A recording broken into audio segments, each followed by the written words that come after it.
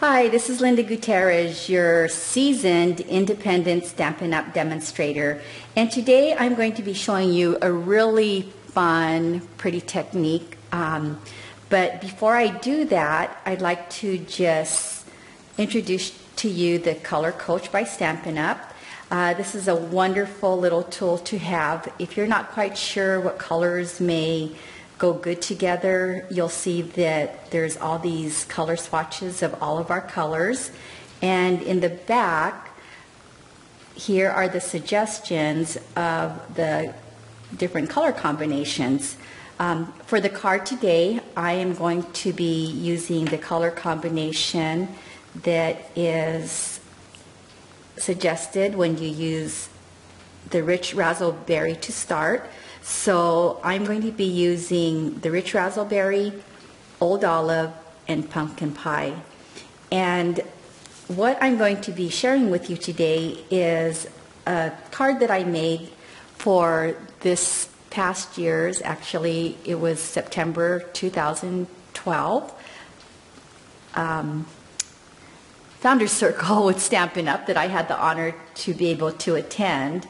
And they gave us the challenge of doing a card that is just one or two layers, and of course I had to take them up on that challenge and try to do just one layer. And here is what I came up with.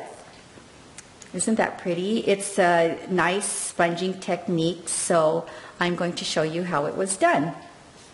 We're going to start by taking our glossy cardstock and just plain paper, copy paper, and I'm just going to just tear this across. We're going to give it a nice faux tear look so that even with the limited layering that we're required to do, by doing this technique, it just helps to make it look like there's more than just the one layer that I chose to do. Okay, so I'm just going to lay this on my glossy cardstock, and the colors that I just showed you from the Color Coach is what I'm going to be using. And this is a rich raspberry classic Stampin' Pad. I'm using my Stampin' Sponge that I've cut into quarters, and I'm just going to use the rounded end here to pick up some color from, or some ink from my stamp pad.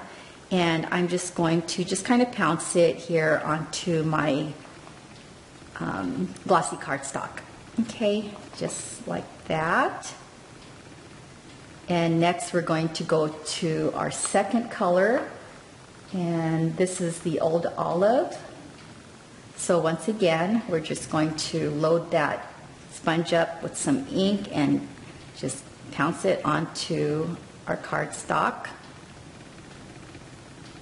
Okay, and you can see how this is starting to come together. Oh, let's just go ahead and put that away. And this one is the pumpkin pie. And so we're just going to go ahead and fill in the rest of the white areas here.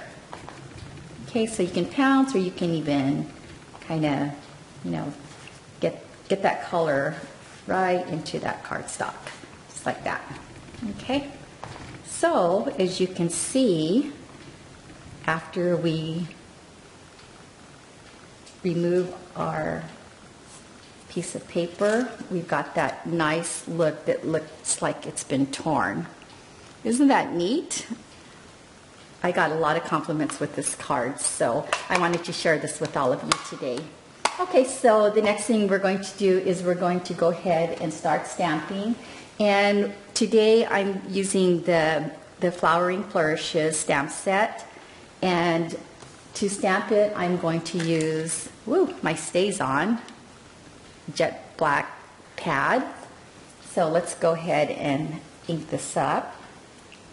And because we're using glossy cardstock, you have to just kind of be a little bit careful with the way you stamp down, because it does have a tendency, if you press down too hard, you can smear your image. But you got that. Isn't that pretty? I love the stamp set. And here's the other stamp from that set. And we're going to stamp this over here on this side. And we'll take our third stamp in that set and just kind of fill in a little bit here, some of the spots. Okay. And then another great set, especially to start for some of you who may be new to stamping, is the Curly Cute stamp set. You get 5 different greetings, so there's great variety there that you have to choose from. And we're going to use the Thinking of You. So let's go ahead and ink that up on our StazOn and stamp that onto there. Okay, so the next thing you'll want to do is set that aside to allow it to dry completely. And I've already done that, and I've also already mounted it onto my black cardstock to make a completed card out of it.